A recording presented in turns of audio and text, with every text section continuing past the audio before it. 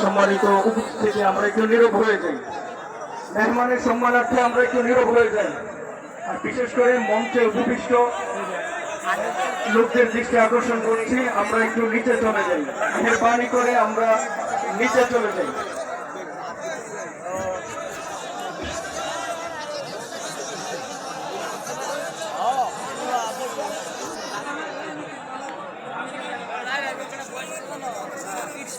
যে আলহামদুলিল্লাহ, আমাদের কাঙ্ক্ষিত মেহমান আমাদের মাঝে উপস্থিত হয়েছেন।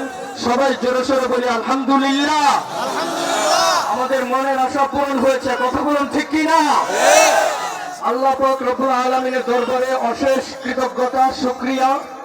এরকম একটি পরিবেশের মধ্যে আমাদের কাঙ্ক্ষিত মেহমানকে আমাদের মাঝে শুভাগমন ঘটিয়ে দিয়েছেন, আলহামদুলিল্লাহ। আমি এই সকল ভাইদের দৃষ্টি আকর্ষণ করছি, মেহেরবানি করে বসে পড়ি, মেহেরবানি করে বসে পড়ি ভাই, মেহেরবানি করে বসে পড়ি, প্লিজ বসে পড়ি। এ ভাই মোবাইল ভাই, কথা শুনছেন আমার? বসে পড়ি না, পিছনে তো লোক আছে, তারাও তো দেখবে। বসে পড়ি আমরা। সম্মানিত উপস্থিতি, আমরা সময় নষ্ট করছি না, আমাদের মেহমান উপস্থিত হয়ে পড়েছেন। আমাদের মেহমানকে সর্বপ্রথম আমাদের বেলতলী যুব সমাজের পক্ষ থেকে, বেলতলীর যে সকল দায়িত্বশীল ব্যক্তিবর্গ রয়েছেন তাদের দৃষ্টি আকর্ষণ করছি। মঞ্চে উপবিষ্ট আলহাজ গোলাম রব্বানী ভুইয়া সাহেব সহ আমাদের একটি মেম্বার এবং যুব সমাজের ইলিয়াস ভাই, তারিফ ভাই এবং অন্যান্য যে সকল প্রিয় ভাইয়েরা রয়েছেন, ইমাম সাহেব সহ আমরা একটু প্রস্তুতি গ্রহণ করি। আমরা আমাদের কাঙ্ক্ষিত মেহমানকে আমাদের সম্মাননা ক্রেস্ট প্রদান করব ইনশাআল্লাহ। জি, ইমাম সাহেব হুজুর মঞ্চে উপবিষ্ট হয়ে পড়ি।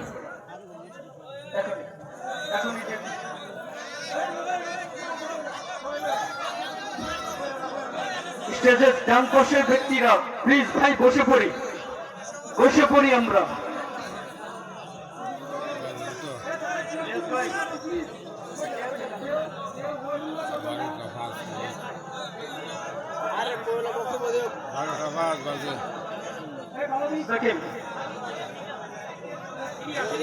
জি আলহামদুলিল্লাহ, জি আলহামদুলিল্লাহ। সম্মানিত উপস্থিতি, আমাদের বেলতলী যুব সমাজের পক্ষ থেকে, বেলতলী যুব সমাজের পক্ষ থেকে আমরা দেখতে পাচ্ছি আমাদের সম্মানিত সভাপতি সাহেব এবং আমাদের পাশে অবস্থান করা আমাদের শ্রদ্ধেয় আলহাজ গোলাম রব্বানী ভুইয়া সাহেব রয়েছেন। ওনাদের উপস্থিতিতে আমাদের কাঙ্ক্ষিত মেহমান, কারা নির্যাতিত মাজলুম আলমদ্দিন হযরত মাওলানা রফিকুল ইসলাম মাদানী সাহেব দাওয়াত বরকাতুহুমকে সম্মাননা ক্রেস্ট প্রদান করা হয়েছে। বলি আলহামদুলিল্লাহ। এই পর্যায়ে যে আলহামদুলিল্লাহ, এই পর্যায়ে আমাদের এই পর্যায়ে ওলামা তোলাবা সমাজ কল্যাণ পরিষদের ব্যক্তিবর্গদের সম্মাননা ক্রেস্ট প্রদান করা হচ্ছে। 1 নম্বর মুফতি সুলাইমান সাহেব দাওয়াত বরকাতুহুম, মুফতি সুলাইমান সাহেব দাওয়াত বরকাতুহুম, ইমাম ও খতিব বেলতলী কেন্দ্রীয় জামে মসজিদ। মুফতি ইমরান খান, বেলতলী মধ্যপাড়া শিক্ষা সচিব কাসিমুল উলুম মাদ্রাসা ঢাকা। মুফতি কাউসার আহমদ মুদাররিস আশরাফুল উলুম মাদ্রাসা কৈলাতি।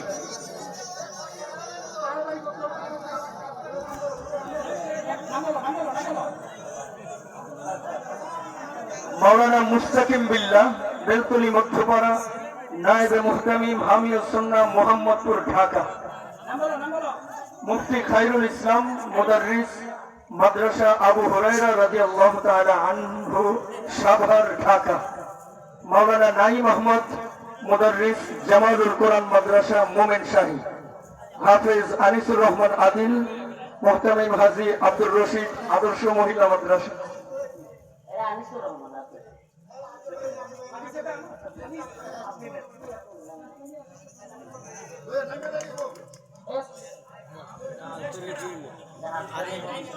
জি হাফেজ এনায়েতুল্লাহ মুহতামিম ও ইমাম বর্ণি ইকরা হাফিজিয়া মাদ্রাসা ও জামে মসজিদ। হাফেজ জুবাইর আহমদ শিক্ষার্থী রওজাতুল কোরআন মাদ্রাসা বোবাহানা। হাফেজ মমিনুল হক শিক্ষার্থী মার্কাজুল কোরআন মাদ্রাসা গাজীপুর। হাফেজ আমিরুল ইসলাম শিক্ষার্থী বর্ণি ইকরা হাফিজিয়া মাদ্রাসা, হাফেজ ওয়ালিউল্লাহ শিক্ষার্থী দারুল আবরার হিফজ মাদ্রাসা গাজীপুর,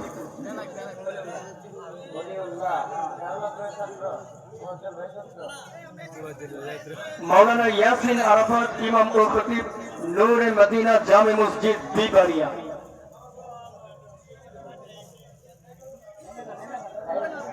সম্মানিত উপস্থিতি, আমরা অত্র এলাকা যে সকল গার্ডিয়ান মুরব্বিয়ানে আইজাম আমাদের সামনে উপস্থিত রয়েছেন এবং পার্শ্ববর্তী এলাকা থেকে আগত সম্মানিত মেহমান বৃন্দগণ যারা রয়েছেন, আমাদের অত্র এলাকায় এবং পার্শ্ববর্তী এলাকায় আলেমের সংখ্যা আরো বৃদ্ধি হোক, এটা চাই কি চাই না? আল্লাহ আমাদের প্রতিটা সমাজকে আলেম দ্বারা ভরপুর করে দিক, সবাই বলে আমিন। সম্মানিত উপস্থিতি, এ পর্যায়ে ওলামা তলাবা সমাজ কল্যাণ পরিষদের পক্ষ থেকে বেলতলী যুব সমাজ সকল সদস্য বৃন্দদেরকে সম্মাননা ক্রেস্ট প্রদান করা হচ্ছে। যে সকল যুবক ভাইরা আমাদেরকে সম্মাননা দিচ্ছেন তাদেরকেও আমরা সম্মাননা ক্রেস্ট প্রদান করছি। আমরা দেখতে পাচ্ছি যুব সমাজের সম্মানিত সভাপতি সাহেব, সেক্রেটারি সাহেব, কোষাধ্যক্ষ আমাদের আজকের সম্মেলনের প্রধান অতিথি সাহেব দামাত বরকাতুহ থেকে সম্মাননা ক্রেস্ট গ্রহণ করছেন। এ পর্যায়ে বেলতলী কেন্দ্রীয় জামে মসজিদের সম্মানিত সকল সদস্য বৃন্দদেরকে ওলামা তলাবা সমাজ কল্যাণ পরিষদের পক্ষ থেকে সম্মাননা ক্রেস্ট প্রদান করা হচ্ছে। ক্রেস্ট গ্রহণ করছেন বেলতলী কেন্দ্রীয় জামে মসজিদের সম্মানিত সভাপতি। আলহামদুলিল্লাহ। সম্মানিত উপস্থিতি, নবীজি বলেন, ভাই আলেমের সমনাই নক্ষত্রের মাঝে চাঁদের মতো, হিংসা বিভেদ ভুলে আলেমেরা দলে দলে চলছে চলবে অবিরত। দেশ জাতি জনতার ক্রান্তিকালে রয় নাকো বসে খানকায়, খানকায় ওরা পীর, ময়দানে ওরা বীর, উন্নত মমশির নিয়ে ছুটে যায়। মোল্লারা 9 বাজে, চিল্লায় বলেন ঠিক কিনা? মোল্লারা 9 বাজে, তারাই তো লাগে কাজে, ওরাই তো গর্বে দেশ আগামীর, ওরাই তো আনবে স্বাধীনতা ছিনিয়ে, দিকে দিকে উঠবে ফের নারায়ে তাকবীর, নারায়ে তাকবীর, নারায়ে তাকবীর, নারায়ে তাকবীর, নারায়ে তাকবীর। মাদানী সাহেবের আগমন বেলতলীবাসীর পক্ষ হতে নারায়ে তাকবীর। আলহামদুলিল্লাহ। এ পর্যায়ে অত্যন্ত গুরুত্বপূর্ণ এবং আকর্ষণীয় নসিহত পেশ করছেন কারা নির্যাতিত মজলুম আলেম দ্বীন, বিশিষ্ট ইসলামী চিন্তাবিদ, তরুণ ওয়াইজ হযরত মাওলানা রফিকুল ইসলাম মাদানী সাহেব দামাত বরকাতুহুম। গুরুত্বপূর্ণ এবং প্রধান অতিথি আখেরি নসিহত পেশ করছেন কারা নির্যাতিত মজলুম আলেম দ্বীন মাওলানা রফিকুল ইসলাম মাদানী হাফিজাহুল্লাহুল বারি। আমি হযরতকে গুরুত্বপূর্ণ তাকরীর এবং আখেরি মোনাজাত পেশ করবার জন্য সবিনয় অনুরোধ করছি। আসসালামু আলাইকুম ওয়া রাহমাতুল্লাহি ওয়া বারাকাতুহু। ওয়া আলাইকুম আসসালাম ওয়া রাহমাতুল্লাহি ওয়া বারাকাতুহু। আপনারা সবাই ভালো আছেন? আলহামদুলিল্লাহ। ঈদ মোবারক। ঈদ মোবারক। ঈদের আনন্দ, একত্রিত হওয়া, আমাদের এই উপলক্ষে আজকের আয়োজন। আলহামদুলিল্লাহ, আল্লাহ পাকের শুকরিয়া যে আল্লাহ তাআলা এই টানা কয়েকদিন বৃষ্টির মধ্যে আজকে আমাদেরকে এত সুন্দর একটা পরিবেশ তৈরি করে দিয়েছেন। শুকরিয়া আদায় করে বলে আলহামদুলিল্লাহ। আলহামদুলিল্লাহ। আজ যদি মেঘ হইতো, বৃষ্টি হইতো, একত্রিত হওয়ার সুযোগ ছিল না। এই যে যুব সমাজ এত কষ্ট করলো, এত সুন্দর আয়োজন করলো, এই কষ্ট এত শ্রমের পরে যদি বৃষ্টিতে সব ভাইসে যেত, এরা মনটা খারাপ হইলো নইলে? আপনারও তো মনটা খারাপ হইলো নইল না? কেউ ভাইরা আলহামদুলিল্লাহ, আল্লাহ তাআলা আজকের দিন আমাদেরকে ঠিক করে দিচ্ছেন। আপনাদের এখানে আসতে দেরি হওয়ার কারণ হলো তেল নাই, গ্যাস নাই। এক কথায় কইলাম, তেলের লাইনও সিরিয়াল লইয়া, গ্যাসের লাইনও, তেলের লাইনও তেল তো নাই, গ্যাসের লাইনও সিরিয়াল ঘন্টার পর ঘন্টা। তো তারপরেও পরিচিত মুখ যেহেতু চেহারাটা চিনে, কিন্তু উল্টা লাগায় গিয়ে গ্যাস লইয়া কিছুক্ষণ ওদেরকে বুঝাইয়া তাও বসে হয়েছে। আজকে ফার্স্ট টাইম দেখলাম যে গ্যাস পাম্প আমি গেলে একটু তাড়াহুড়া করতে গেলে বসে হয়েছে। তার মানে কয় হুজুর 2-3 ঘন্টা যাবত মানুষ সিরিয়ালের পর সিরিয়াল, লাইনের পর লাইন। এখন যারা ঘন্টার পর ঘন্টা বয়ে থাকে এরা যখন একটু গ্যাসের লাগে অনায় দেয় আর একজন হুজুর উল্টা দিকে এসে যেতেছে গা, তখন কিন্তু খুশি হয় না, খুশা হয়। তো যাই হোক, এরপরে এই জন্য আপনাদের কাছে আসতে লেট হয়েছে। আর যদি গ্যাসের সিরিয়ালে পড়ে যেতাম হয়তো আওয়াই কঠিন হয়ে যেত, আর নাইলে মোটর সাইকেলে আওয়া শুরু করতাম। মোটর সাইকেলেরও অনেকে তেল পায় না। তো আপনারা এলাকার নাম কইতাম না, এক নেতা বলি তেলের লেগে আইতে পারছে না মাহফিল, নেতারাই তেল পাইতেছে না, আমরা করতে তেল পাই। ইন্নাল হামদুলিল্লাহ نحمده ونستعينه ونستغفره ونؤمن به ونتوكل عليه ونعوذ بالله من شرور أنفسنا ومن سيئات أعمالنا من يهده الله فلا مضل له ومن يضلل فلا هادي له ونشهد أن لا إله إلا الله وحده لا شريك له ونشهد أن سيدنا وسندنا وحبيبنا ومولانا وأولانا محمدا عبده ورسوله أرسله إلى كافة للناس بشيرا ونذيرا وداعيا إلى الله بإذنه وسراجا وقمرا منيرا. أما بعد فقد قال الله تبارك وتعالى في كلامه المجيد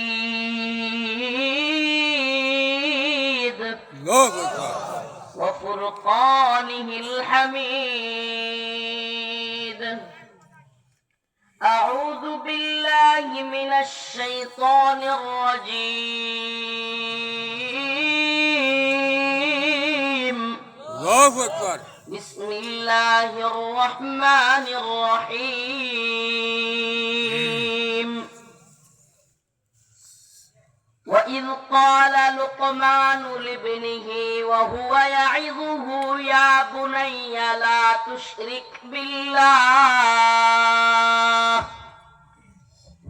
إن الشرك لظلم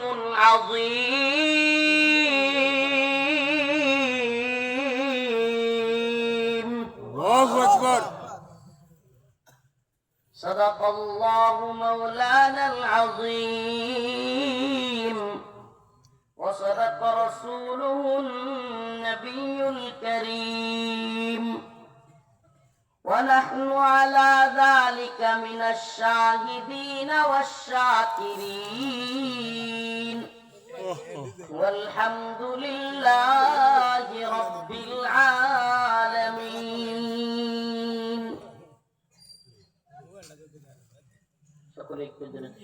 اللهم صل على محمد وعلى آل محمد كما صليت على إبراهيم وعلى آل إبراهيم إنك حميد مجيد.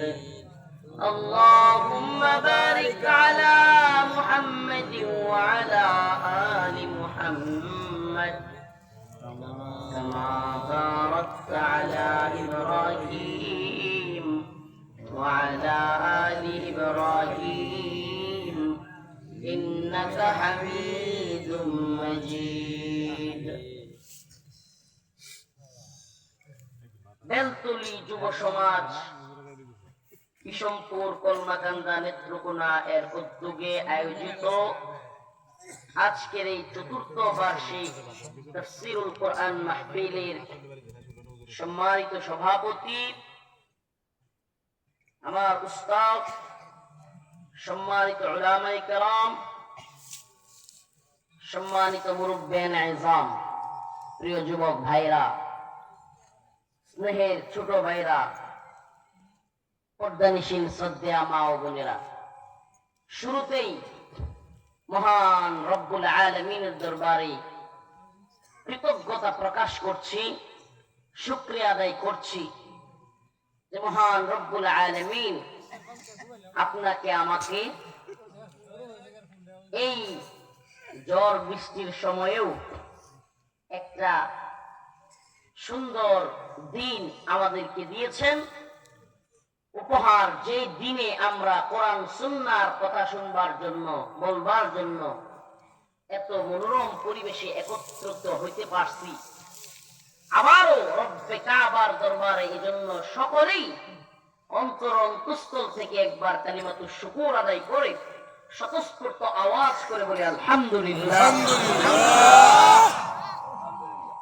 আমি কৃতজ্ঞতা প্রকাশ করছি আজকের এই যুবকদের প্রতি, যে যুব সমাজ রমাদানের ঈদুল ফিতর যাওয়ার সাথে সাথেই একটা কোরআনী মাহফিলের আয়োজন করেছে। আল্লাহ তাআলা এই বেলতলির যুব সমাজকে দ্বীনের জন্য কবুল করুন, আমিন। রমাদান, রোজা, সিয়াম, তারাবি, সেহরি, ইফতার, কত সুন্দর দৃশ্য, মুসলমানদের এক উৎসব মুখর এক মাস, ইবাদতের মাস, সিয়াম সাধনার মাস। কিন্তু আশ্চর্যের বিষয়, খালি ঈদের চাঁদ ওঠার সাথে সাথেই আইএমএড স্টুডেন্ট চাঁদ। কাহিনী কি? যে রমজানে যে যুবক রোজা রাখলো, যে যুবক নামাজ পড়লো, যে তারাবি পড়লো, আরে যেই রবকে, যেই মালিককে খুশি করবার জন্য আপনি, আমি, আমরা তারাবি পড়েছি, নামাজ পড়েছি, রোজা রেখেছি, ইফতার করেছি, সেহরি খেয়েছি, সেই মালিক কি রমজান যাওয়ার পরে সেই আল্লাহ আছেন না চলে গেছেন? নাউজুবিল্লাহ। কিন্তু কিছু গোলামানের বাপ দেখলে ঈদের চাঁদা ওঠার সাথে সাথে মনে হয় যে রমজানে আল্লাহ আছেন না এখন না।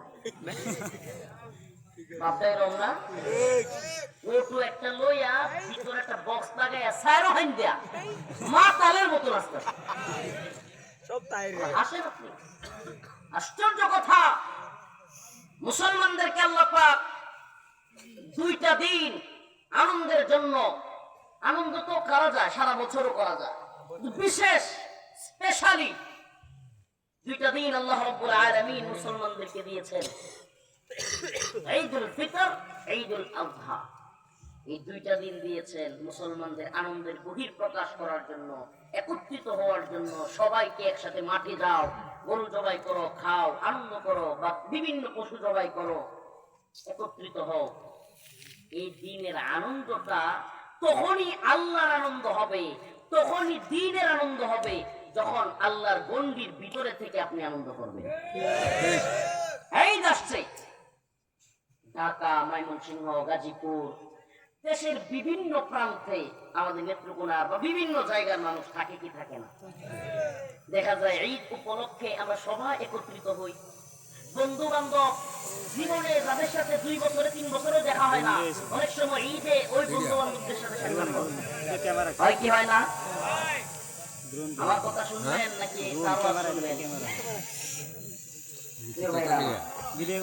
2 বছর 3 বছর পরে আমরা একত্রিত হই, কারো কারো চেহারাটা 5 বছর 7 বছর পরেও ঈদের কারণে দেখা হয়, হয় কি হয় না?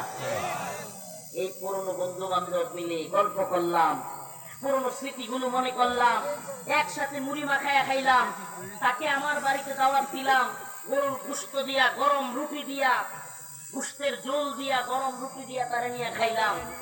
একসাথে বাজারে গিয়া একটু ঠান্ডা পানিও খাইলাম, কোমল পানিও, যেটা জায়েজ, ইসরায়েলি গুলো না, আবার তারে নিয়ে একটু বিকেলে বিনোদন করলাম, কিংবা সুন্নাহসম্মত ভাবে একটু খেলাধুলা করলাম, বিনোদন করলাম, একসাথে একটু আড্ডা দিলাম, গল্প করলাম, পুরনো স্মৃতিগুলো মনে করলাম, একটু ঘুরতে বের হইলাম। বিশেষ দর্শনীয় স্থানগুলো যেগুলো আছে, বিশেষ জায়গাগুলো, দর্শনীয় জায়গা যেগুলো আছে, সেগুলোতে একসাথে ঘুরতে গেলাম। আচ্ছা বলেন, এতক্ষণ যেগুলো বললাম, এই আনন্দগুলো বললে আনন্দ হবে না? হবে না? আর যদি বলেন না হুজুর, ওই বিশেষ জায়গায় গিয়া ঘুরলে, বন্ধু বান্ধব নিয়ে একসাথে রুটি আর গোস্ত খাইলে, কিংবা বিরিয়ানি খাইলে, মুড়ি খাইলে, ঠান্ডা পানীয় খাইলে আমার আনন্দ হয় না। আমার আনন্দ হয় ভারত থেকে আমদানি করে পুতুল খাইলে। তাইলে আমাদের ঈদ আল্লাহ এবং তার রাসূলের দেখানো ঈদ নয়, আপনার ঈদ শয়তানের ঈদ।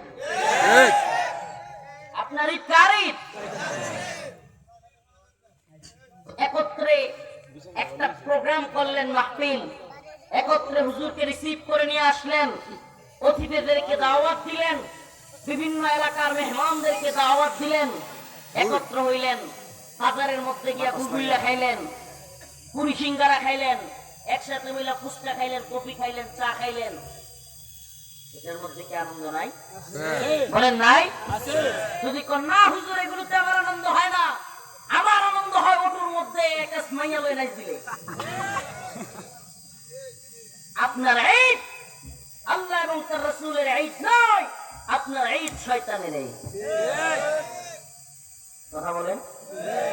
এই যার এটা সরান, এটা এখান থেকে হয়েছে, ভিডিও হয়েছে, সরান। সবাই ড্রোনের দিকে খেয়াল করতেছে। কে ভাই এই ড্রোনওয়ালা? কে? ঠিক আছে, মাশাআল্লাহ, নিয়ে গেছে।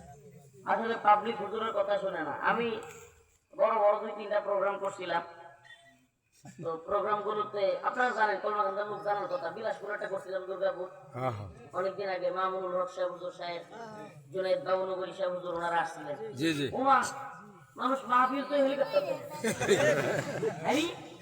সেই বক্তাদেরকে জীবনে এইদিকে আনা যায় না, তাদেরকে আনছি। তারপরও হাজার হাজার মানুষ হেলিকপ্টারের কাছে যায় না। বিভিন্ন বাঙালি পাবলিক ড্রোন দেয়, হুজুর ওয়াজ ওনার টাইম নেই। আল্লাহ রাস্তে মাফ করেন, এই জন্য এটা সরাইতে বললাম। প্রিয় ভাইরা আমার, বন্ধুগণ আমার, এই তখনই আনন্দ, এই তখনই আপনার প্রকৃত স্বাদ পাওয়া যাবে, যখন আপনি আপনার গণ্ডির ভিতরে থেকে, ইসলামের ভিতরে থেকে সেই আনন্দটা করবেন। এজন্য আমি এই বেলতলি যুব সমাজের কৃতজ্ঞতাটা প্রথমেই প্রকাশ করলাম, যে এরা এই ঈদ উপলক্ষে এই সবাইকে একত্র করে কোরআনের তাফসীর মাহফিল দিয়েছে। এই জন্য আল্লাহ তাআলা এদেরকে দ্বীনের জন্য কবুল করুন, আমিন। আরো জোরে বলেন আমিন। আমাদের আনন্দ সুন্নাহসম্মত ভাবে হবে। কিভাবে হবে? আমরা যদি এই উপলক্ষে ফুটবল খেলি, শরীর চর্চার জন্য খেলবো, বিনোদনের জন্য খেলবো, বাজি ধরে জুয়া খেলবো না। আমরা যদি খেলি, আমাদের খেলা হবে হাঁটুর নিচে কাপড় রাইখা। তাইলে বোঝা যাবে আমি মুসলমানের বাচ্চা, আমার রব আল্লাহ। আমার কোন আনন্দ শুধু হাফ প্যান্ট পরে ফুটবল খেলে আর হাফ প্যান্টের উপর দিয়া নাউজুবিল্লাহ দেখা যায়, এটা না আনন্দ। মাইয়া ছেলেরাও খেলা দেখতে যায়, অনেক সময় যায় দেখা যায় এমন প্যান্ট কিনছে, উরি বাবা, নাউজুবিল্লাহ, কতটি আছে তুই তোর। আল্লাহ তাআলা এদেরকে মাত্র দেখে এলাম, ওই নেত্রুনা বারো, এই যে বড় ব্রিজটা আছে মুড্ডা, সেনাবাহিনী, পুলিশ, বিভিন্ন বাহিনী এখানে টহল দিতেছে টাকরুনা ব্রিজের। বুঝছি যে ঈদ উপলক্ষে তো ইন্দা মাল খালি সাপ্লাই হয়, আর ইন্দা কারো সেই ধরনের লেখে আমার হাসতেছেন। আফসোস লাগে, আফসোস। কিয়ামতের আগে মাদকের প্রাদুর্ভাব বেড়ে যাবে, কিয়ামতের আগে অশ্লীলতা বেড়ে যাবে, বেহায়াপনা বেড়ে যাবে। আচ্ছা, আল্লাহ মাফ করো, আমরা কি এগুলোতে জড়িত হব? না। বলেন, এগুলোতে জড়িত হব না? কখনোই না। আমরা অবশ্যই অবশ্যই আমাদের ঈদ পালন করব, আমাদের ঈদ হবে সুন্নাহ সমর্থিত। আমি আমার এলাকায় খেলা দিছিলাম, কলা গাছ বা একেরা উত্তারে, গ্রামীণ আনন্দ খেলা দিছিলাম। চোখ বন্ধ হইরা হাঁস ধরো, আনন্দ তো। চোখ বন্ধ হইরা বেট্টা ভাঙ্গ গিয়া, সাতটা কে কার আগে বার হইতে পারে? সুবহানাল্লাহ। মানে মুসলমানদের ঈদ আনন্দের এগুলো অনেক কিছু করা যায়, করলে অনেক কিছু, কিন্তু আমাদের নাউজুবিল্লাহ বাঙালির মানে আশ্চর্য লাগে আমাদের আঞ্চলিক ভাবে রমাদানটা যাওয়ার সাথে সাথে এশারের নামাজের আজানের সময় পর্যন্ত ঈদের রাতটা এশারের নামাজ চলতেছে, আজান চলতেছে, আর বক্স বাজাইতেছে, মুরব্বীরাও কয় আচ্ছা স্যাংরা কিছু ঈদ আইছে একটু আনন্দ করবো। মুরব্বী আছে না, আছে এই বুড়ে বেড়াঙ্গি হইতেছে আমার রাগ দেবো এ যায় মসজিদ, এ কই যায় মসজিদ, আর ইন্ডিয়া পুরা দুরা নাই চলতেছে, ডিজে বক্স চলতেছে, নিজের বাড়ির গোলাবান বাধাও দেয় না, গোলাবান সেগুলা কিন্তু রিতবত করবোই না। আপনি কই নামাজ পড়তেন আপনি আপনার রবের চিনলেন না? আপনি যাকে সিজদা দিতে যাচ্ছেন এই নামাজের জন্য, আর সেই রবের হুকুম অমান্য করে এখানে বেপরদা বেহায়া নারী নিয়ে উলঙ্গ নাচানাচি করছে, আপনার অন্তরে কোনো কিছু যায় আসে না। আপনি বলতেছেন চেংরা কীর্তন, ও আপনিও জীবনে করছিলেন, হ্যাঁ আমিও তো করছি, করুক না একটু নাউজুবিল্লাহ। মুরব্বী বাবা মসজিদে গিয়ে বই রয়েছে, বাড়ি দিয়া বাড়ি কি জোর নামাজ পড়তে গেছে, আসরের সময় আসরের কাছাকাছি বাইরো না, মসজিদ ইমাম সাহেব মসজিদের দিকে কি চাচা সামনের বাড়ি বিয়া হলো মসজিদ গিয়া, আরে বাবা আর কইও না, গায়ে হলুদ এটা এটা দিতেছে তো একটু রং তামাশা করতেছে, চেংরা কীর্তন এলিগে আইসছে মসজিদটা। দেওয়ার শালির উপরে ভরতেছে, উইলা শালি দেওয়ার উপরে ভরতেছে, আর চাচা সিজদা দিতে হয় সুযোগ করে দিছে, বুঝছেন না মাস চাচা? নাউজুবিল্লাহ। হাসির জন্য বলছি না বাবা, আপনি দিন বুঝেন নাই, আপনি দিন বুঝেন নাই। আপনার মেয়েটা তার দুলাভাইয়ের সাথে নাউজুবিল্লাহ ওই অশ্লীলতা করছে, ভাইয়া আমাকে ঘুরতে নিয়ে যাবা, এই ভাইয়া ঘুরতে নিয়ে যাবা বইলা আপনার মেয়েটা, আপনার বোন, আপনার বাতিজি দর্শনের শিকার হচ্ছে, আর আপনিও তাকে বেহায়ার মতো বেপরদা তাকে ওই চাচাতো ভাই, খালাতো ভাই, মামাতো ভাই, জাস্ট ফ্রেন্ড, বয়ফ্রেন্ড বা বিভিন্ন ভাবে ওই মেয়েটাকে ঘুরতে দিচ্ছেন, এই দুটো লোককে সাজিয়ে গুছিয়ে দিয়েছেন, সেও ভাইয়া ঘুরতে নিয়ে যাবা, আর সেই ভাইয়া তার জীবনের সবচেয়ে মূল্যবান জিনিস ধ্বংস করে দিচ্ছে, অথচ আপনি মনে করতেছেন আপনি একজন সাচ্চা মুসলমান। নাউজুবিল্লাহ। আমরা দিন বুঝি নাই, আমাদের দ্বীনের আকল কম। যাই হোক, আমাকে বিষয় দেওয়া হয়েছে, বিষয় ভিত্তিক আলোচনা, যেহেতু একটু ভিন্ন দিকে বলে ফেললাম, ঈদ উপলক্ষে কিছু কথা। সুবহানাল্লাহ। আরে বাবা, আমরা যেখানে রোজার মাসে ভাত খাই না, গোশত খাই না, মাছ খাই না, ফজরের পর থেকে নিয়ে মাগরিব পর্যন্ত, আরে ভাই এগুলো তো হালাল, এগুলো কি? এই ভাত খাওয়া হালাল না হারাম? হালাল। গোশত খাওয়া, মাছ খাওয়া হালাল। মদ হারাম না হালাল? হারাম। সুদ হালাল না হারাম? তাইলে মদ, সুদ, জিনা এগুলা কি রমজানে হারাম না সারা বছর হারাম? সারা বছর। আর যেগুলো আল্লাহ হালাল করছে, ভাত, মাছ, মাংস বা যা আছে খাবার, এগুলো আমরা রমজানে ফজর থেকে মাগরিব পর্যন্ত খাই না। সুবহানাল্লাহ। আল্লাহর হুকুম মানি, কার হুকুম মানি? আর যেগুলো আল্লাহ একেবারে আনলিমিটেড হারাম করেছে, ইন্নামাল খামরু ওয়াল মাইসির ওয়াল আনসাব রিজসুম মিন আমালিশ শাইতান।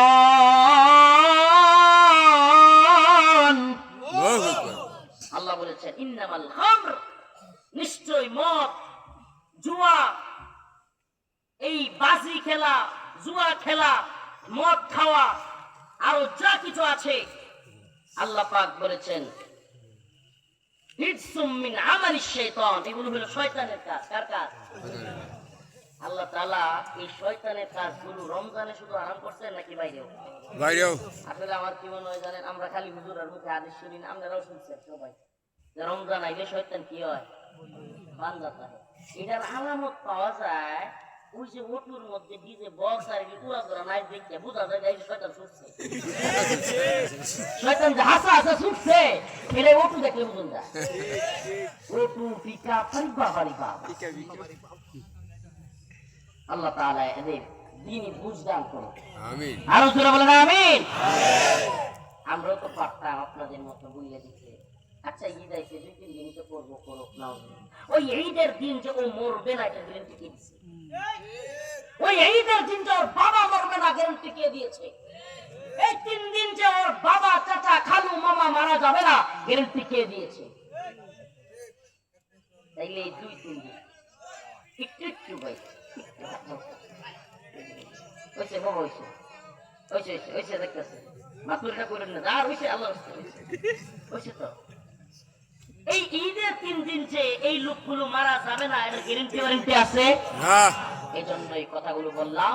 কষ্ট নিয়েন না। আমার আলোচ্য বিষয় শিরিক ও বিদআত। আলোচ্য বিষয় শিরিক ও বিদআত। সূরা লুকমানের একটা আয়াত আমি তিলাওয়াত করেছি। হযরত লুকমান আলাইহিস সালাম আল্লাহ পাক যার উপদেশগুলো কোরআন কারীমের সূরা আকারে সুবিস্তারে বর্ণনা করেছেন, এমন একজন ব্যক্তি, এমন একজন পয়গম্বর হযরত লুকমান আলাইহিস সালামের উপদেশ ওনার ছেলেকে। وَإِذْ قَالَ لُقْمَانُ لِابْنِهِ وَهُوَ يَعِظُهُ يَا بُنَيَّ لَا تُشْرِكْ بِاللَّهِ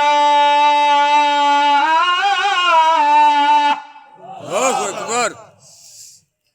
وَإِذْ قَالَ لُقْمَانُ لِابْنِهِ وَهُوَ يَعِظُهُ يَا بُنَيَّ لَا تُشْرِكْ بِاللَّهِ আল্লাহু আকবার। إِنَّ الشِّرْكَ لَظُلْمٌ عَظِيمٌ আল্লাহু শিরক। প্রথম কথা হলো শিরক আসলে কি? যদি আমি এটাকে নরমাল ব্যাখ্যা করি, আল্লাহর সাথে কাউকে সমকক্ষ করা, কাউকে আল্লাহর সমকক্ষ মনে করা, এটা হবে নরমাল ব্যাখ্যা। কাউরে আল্লাহর সাথে সমকক্ষ মনে করা। মনে করেন আপনার আব্বারে মনে করলেন যে আমার আল্লাহ একজন আর আমার আব্বাও একজন, সমানি, নাউজুবিল্লাহ। নাউজুবিল্লাহ। এটার নাম শিরক। আপনি বললেন যে আমার পিসাব, আমার বাবা তিনিও একজন আর আল্লাহ উপরে একজন আছে, শিরক। ঠিক।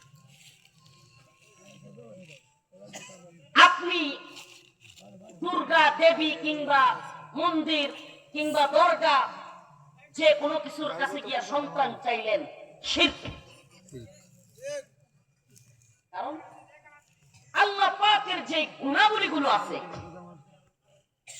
আল্লাহ পাক যে মহান, তিনি যে রব, তার রুবুবিয়্যাত, তার উলুহিয়্যাত, তার আসমা ওয়াস সিফাত, এই সমস্ত গুণাবলীগুলোর সাথে কোন একটার সাথে যদি আপনি পৃথিবীর সৃষ্টির কাউকে একত্রিত করেন, তাহলে আপনি শিরক করলেন, আপনি মুশরিক হয়ে গেলেন।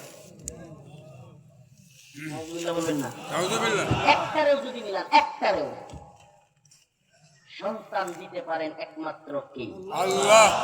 রিজিক দিতে পারেন একমাত্র কে? আল্লাহ। ইন্নাল্লাহা হুয়ার রাজ্জাক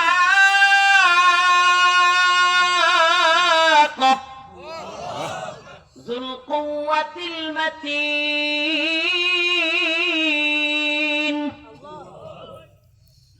রিজিকের একমাত্র মালিক কে? আল্লাহ। এটা হলো 1 নাম্বার। শিরকের কিছু কথা বললাম। শিরক কি? আল্লাহর সমকক্ষ মনে করা, কাউকে কোন কাজে, কথায়, বর্ণনায়, ব্যাখ্যায়, উদাহরণে, কোন বিষয়ে আল্লাহর সাথে শরীক করা। এমনকি কেউ যদি বলে সবার উপরে মানুষত্ব, তাহার উপরে নাই, শিরক। যদিও কথাটা মানবতার, কথাটা স্লোগানটা কিসের? মানবতার। সবার উপরে মানুষত্ব, নাউজুবিল্লাহ।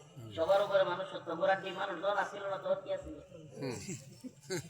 সবার উপরে আল্লাহ সত্য, তাহার উপরে নাই, নাই। এই কথা শিরক। প্রকৃতির উপর কারো হাত নাই, শিরক। আল্লাহর উপরে কারো হাত নাই, প্রকৃতির উপরও একজনের হাত আছে। কার? আল্লাহ। চন্দ্র, সূর্য, তারা, বৃষ্টি, আরো যা কিছু আছে এগুলোকে বলা হয় প্রকৃতি। এখন এই শিরকি কথাবার্তা আমাদের মুসলমানদের সমাজে ঢুকায় দিচ্ছে। বলে কি প্রকৃতির উপর কারো হাত নাই, মানে স্মার্টলি, মানে এত বুঝমান, এত জ্ঞানী, এটা বোঝানোর লেগে পড়ে। কিন্তু প্রকৃতির উপর একজনের হাত আছে, তিনি কে? আল্লাহ। এগুলা শিরকি কথাবার্তা। বিদআত কি?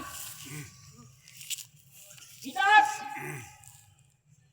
ইসলামের মধ্যে নতুন কিছু সংযোজন করা, দ্বীনের মধ্যে নতুন কিছু সংযোজন করা যেটা পূর্বে ছিল না। মান আহদাথা ফি আমরিনা হাদা মা লাইসা মিনহু ফাহুয়া রাদ। আল্লাহ রাসূল হাদিসের মধ্যে বলেন যে এই দ্বীনের মধ্যে ছিল না এমন কোন বিষয় যদি নতুন করে কেউ ঢোকায়, এটাকে বলা হয় বিদআত। এটা হলো নরমাল ব্যাখ্যা। বিদআত কি? আল্লাহ রাসূলের জামানায় ছিল না এমন কিছু এই জামানায় ঢুকায়া দেওয়া। যেমন আল্লাহ রাসূল সাল্লাল্লাহু আলাইহি ওয়াসাল্লামের জামানায় আল্লাহ রাসূল সাল্লাল্লাহু আলাইহি ওয়াসাল্লাম কিংবা তার সাহাবায়ে কেরাম কখনো কোনোদিন ঈদের দিন রোজা রাখেন নাই। এখন যদি কেউ ঈদের দিন রোজা রাখে এবং এটাকে সওয়াবের কাজ মনে করে, কি হবে? আল্লাহ রাসূল সাল্লাল্লাহু আলাইহি ওয়াসাল্লামের সাহাবায়ে কেরাম কখনো সূর্য উদয়ের সময় কিংবা সূর্যাস্তের সময় ওই সময়গুলোতে নামাজ পড়েন নাই, পড়তে নিষেধ করেছেন। এখন যদি কেউ এই সময়গুলোতে নামাজ পড়া সবের কাজ মনে করে, আল্লাহ রাসূল সাল্লাল্লাহু আলাইহি ওয়াসাল্লাম এবং তার সাহাবায়ে কেরাম মদিনায় হজ পালন করেছেন, মক্কায় হজ পালন করতে গিয়েছেন, উমরা পালন করতে গিয়েছেন। এখন যদি কেউ বাংলাদেশে কাবা বানায়া এখানে যদি হজ করা শুরু করে, এগুলো হবে বিদআত। প্রিয় ভাইরা আমার, বন্ধুগণ আমার, আল্লাহ রাব্বুল আলামিন কোরআন কারীমের এক আয়াতে কারীমার মধ্যে বলেন, ইন্নাল্লাহা লা ইয়াগফিরু আন ইউশরাকা বিহি ওয়া ইয়াগফিরু মা দুনা যালিকা লিমান ইয়াশা।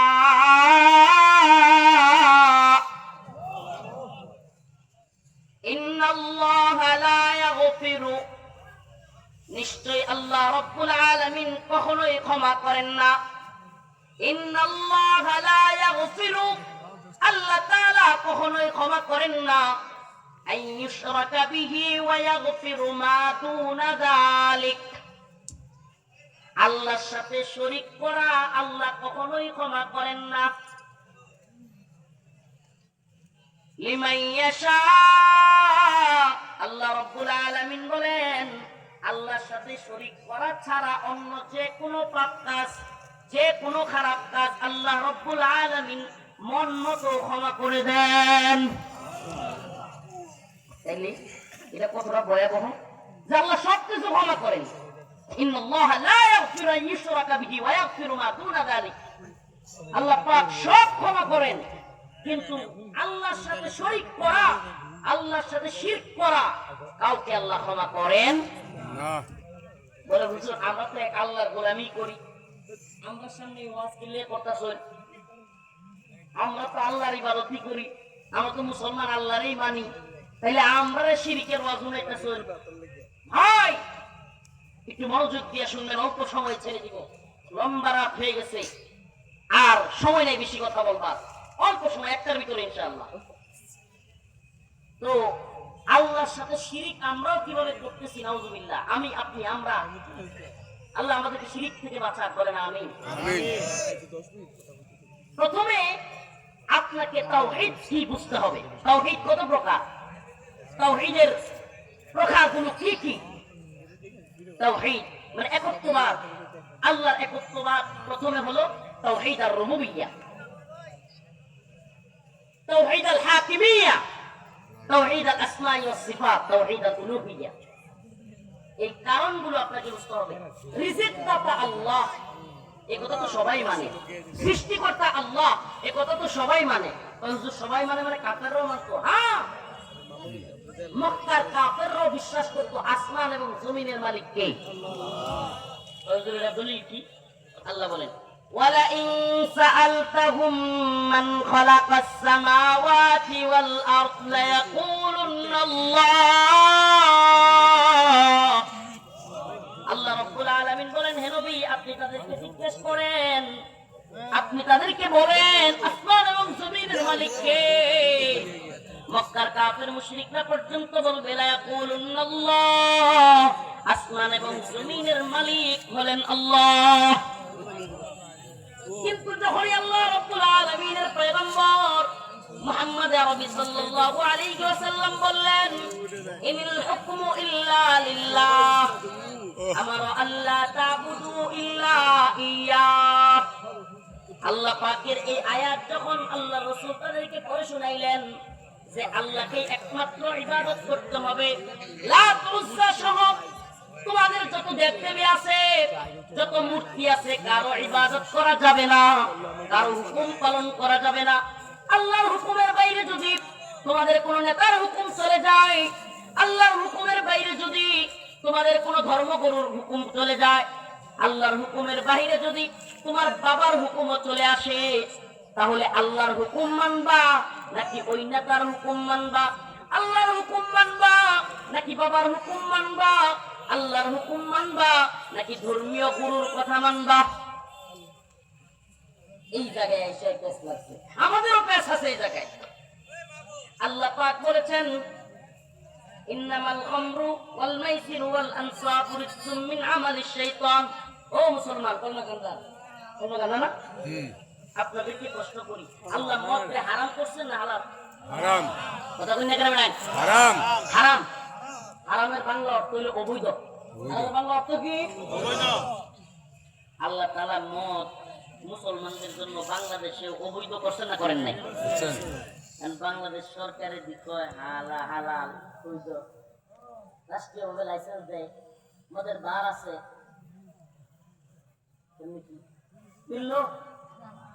নেতা সংসদের মধ্যে দাঁড়াইয়া সংসদের স্পিকার ডাক দিয়া কয়, আমার স্পিকার আসছে, সংসদের স্পিকার কইতাছে সংসদের সামনে বিল উত্থাপন করা হচ্ছে,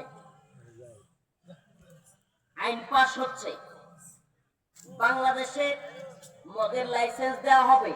যারা এই প্রস্তাবের পক্ষে আছেন হা বলেন, আমাকে বলেন, এই সংসদের মধ্যে মদের পক্ষে থাকার, লাইসেন্স দেওয়ার, হা বলার অধিকার আল্লাহ কি তাদেরকে দিছে?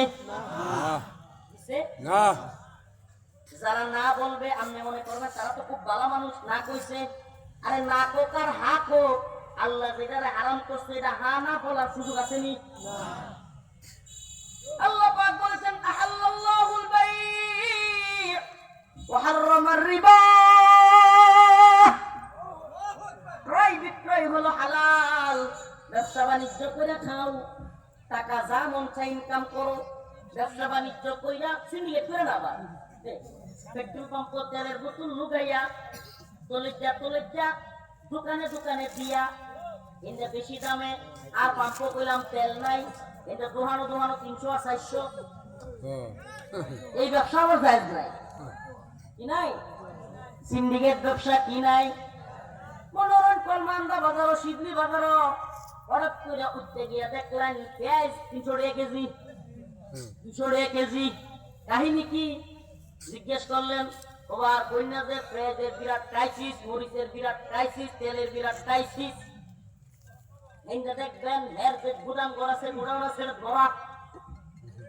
আল্লাহর কাছে, রাসূলুল্লাহ সাল্লাল্লাহু আলাইহি ওয়াসাল্লামের কাছে এই ব্যবসা বৈধ না, এই ব্যবসা হালাল না। ব্যবসা বৈধ, ক্রয় বিক্রয় হালাল, কিন্তু সিন্ডিকেট খোর, মুনাফাখোরদের ব্যবসা হালাল না। প্রিয় ভাইরা আমার, বন্ধুগণ, আহাল্লাল্লাহুল বাই' ওয়া হাররামার রিবা, আল্লাহ বলেন ক্রয় বিক্রয় হালাল, আর সুদ এটা আমার কথা না আল্লাহর। তাইলে বাংলাদেশে যত ব্যাংক আছে, সোনালী ব্যাংক, রূপালী ব্যাংক, অগ্রণী ব্যাংক, অমুক ব্যাংক, তমুক ব্যাংক, এই যে ব্যাংকে যে সুদ আছে এবং আমরা পেয়াও জমা রাখি আবার আনি, এই যত ব্যাংক আছে এগুলো বাংলাদেশে বৈধ না অবৈধ? আল্লাহ তাদের বৈধ। ইসলামে আল্লাহর বিধানে, কোরআনের বিধানে অবৈধ, কিন্তু এই দেশে এগুলোকে বৈধতা দেওয়া হয়েছে। আমাকে বলেন, এটা কি তারা আল্লাহর হুকুমের অবাধ্য হয়েছে কি হয় নাই? এই যে এখানে এসে আগে বলছি না যে আমরা তো মনে করছি তো মুসলমান, আল্লাহর মানে আল্লাহর বিধান মানে আল্লাহর ইবাদত করি না। আল্লাহ রাসূল সাল্লাল্লাহু আলাইহি ওয়াসাল্লামের এক সাহাবী হাতিব রাদিয়াল্লাহু আনহু, উনি আল্লাহ রাসূল সাল্লাল্লাহু আলাইহি ওয়াসাল্লামের কাছে আসলেন বয়ে বয়ে। মক্কা বিজয়ের পরে উনি পলায় যেতে চাইছিলেন, ডরায় ডরায় নৌকা ডুবে যাইতেছিল, এখান থেকে আবার আইছেন।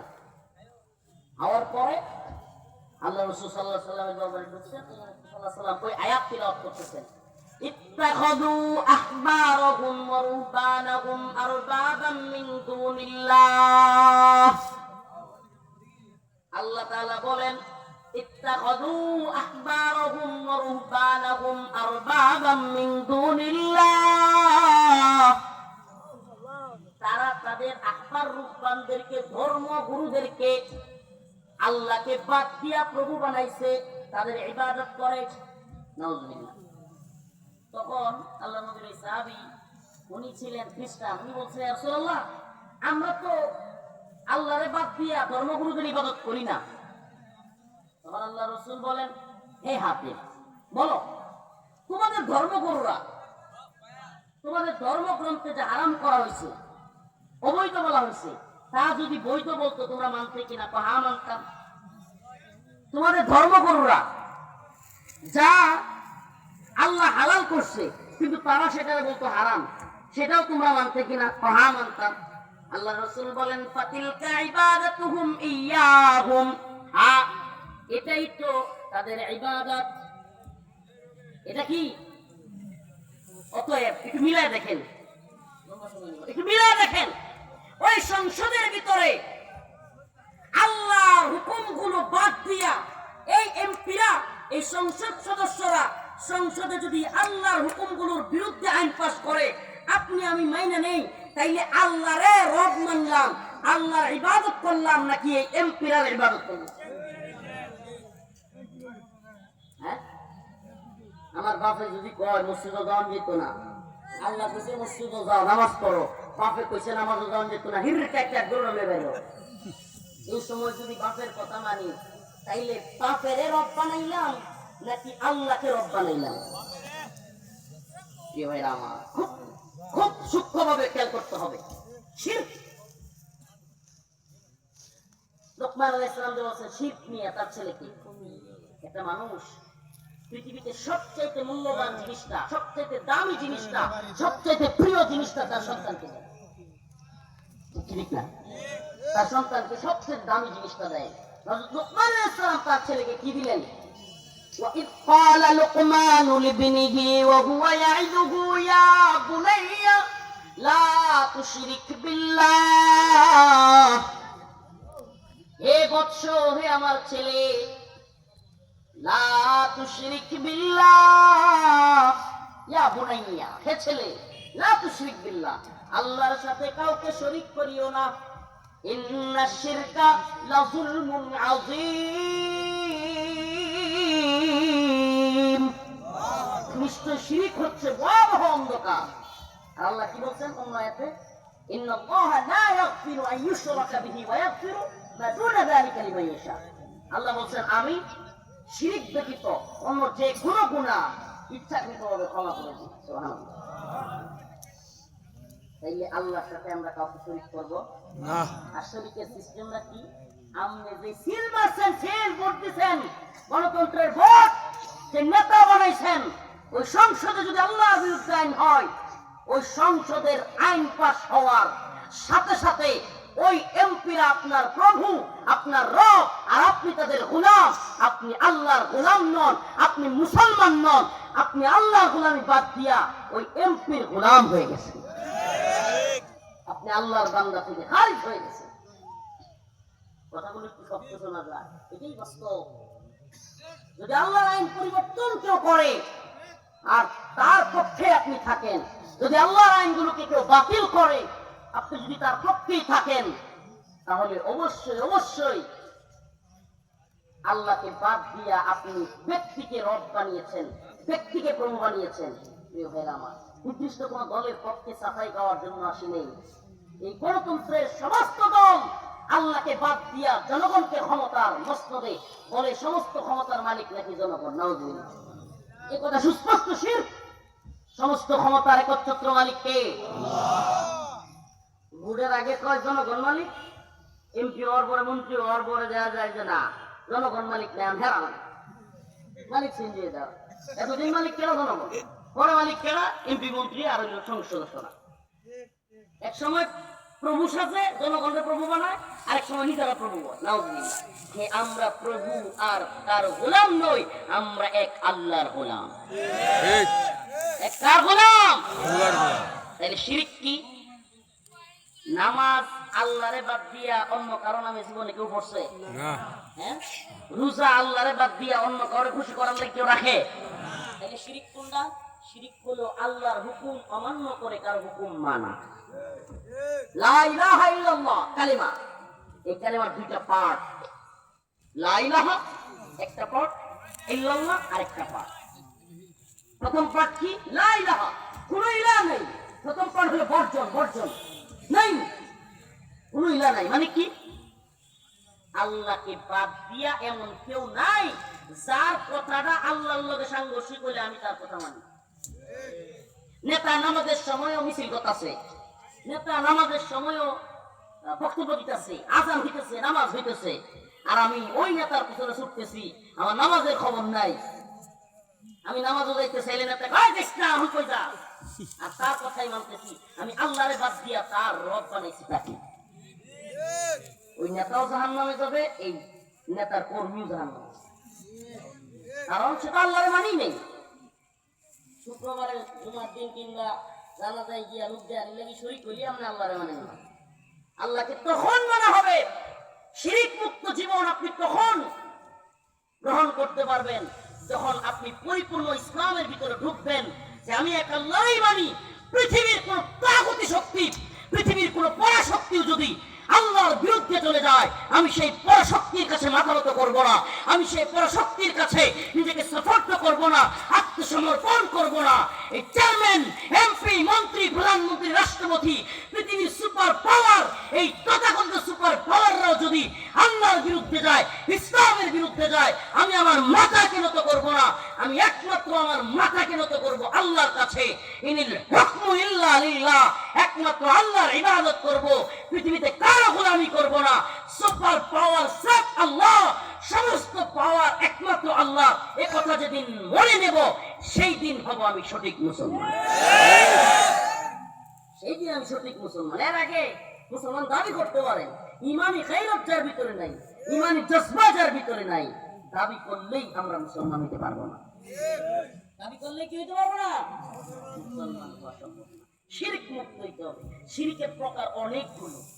বর্তমান সেই অবস্থা, যে জাহালাত, আল্লাহ মাফ করো, আমরা কে কখন মুনাফিক, কে কখন মুশরিক জানি না, জানি না। ওই কি হুজুর জীবন নামাজ পড়ি, ঈদ আইলে হুজুর কোরবানি, ঈদ আইলে সবচেয়ে বড় আমি কোরবানি দেই। হুজুর আমি কিটা করতেছি, কোরবানির ঈদ আসলে বড় বড় কোরবানি দেন, কিন্তু পূজা আসলে পূজায় গিয়া শরীর কল দুইয়া গিয়া লবণ দিয়া আইন বা কিছু দিয়া আইন, আপনি বুঝবেন আপনি মুশরিক হয়ে যাবেন। কেন? কারণ আপনার ইমান বলে এক আল্লাহ, আর তার ইমান হলো ওই মূর্তিগুলো তার দেবদেবী। আপনি তার কাজের মধ্যে শরীক হন, তার মানে আপনার ইমানের মধ্যে গাফলা আছে না নাই? বলে আছে না নাই? আপনি তার অনুষ্ঠানের মধ্যে শুভেচ্ছা জানান, আন্তধর্মীয় সংলাপের কথা বলেন,